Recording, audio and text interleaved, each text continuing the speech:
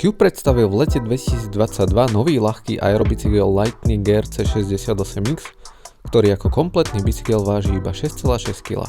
Z tohto je jasné, že ide o cestný bicykel, ktorý je zameraný na čo najmenšiu hmotnosť. Nový model Lightning Air vyvinuli v spolupráci s profesionálnym World Tour tímom Intermarché Wanty Gobert, ktorý je Cubeom sponzorovaný. Nový model však nemá nahradiť aerobicykel Lightning C68X, ktorý používali pretekári doteraz, ale skôr ho má doplniť ako možnosť pre vrchárov. Lightning Air sa tento rok už stihol dokonca tešiť aj z prvého veľkého víťazstva, keď na ňom ešte ako na neoznačenom prototype vyhral Čech Jan Hirt na Gire kráľovskú etapu v Alpách.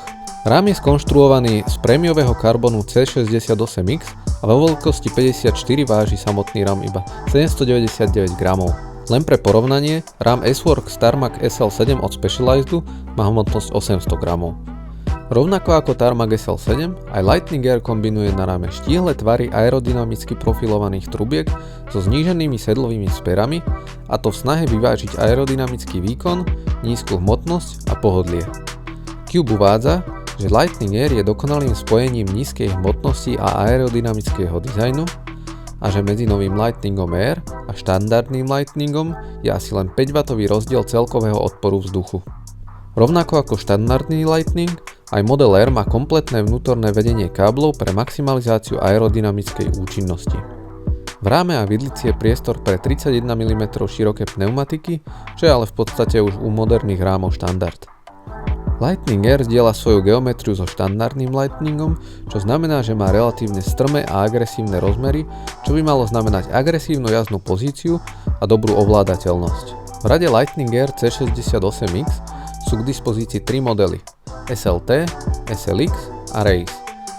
Všetky modely obsahujú elektronické súpravy od Shimano, kompletne integrovaný kokpit a karbonové kolesá Newman s pneumatikami Continental, ktoré sú vhodné aj na bezdušové použitie. Ceny sa začínajú na 5299 € za najlacnejší model Lightning Air C68X Race s radením Shimano Ultegra Di2, ktorý váži 7,1 kg. Stredný model SLX má tiež Ultegru Di2, ale má merač výkonu a lepšie kolesá. Stojí 6599 € a váži 6,9 kg.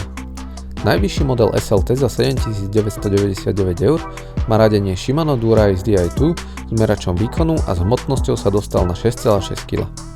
Pomer nielen ceny a výbavy, ale v tomto prípade aj hmotnosti je skutočne výborný, takže ak chcete univerzálny pretekársky bicykel, ktorý používajú profíci, ale nechcete kvôli nemu predávať obličku, nový Lightning Air by mohol byť ideálnou voľbou.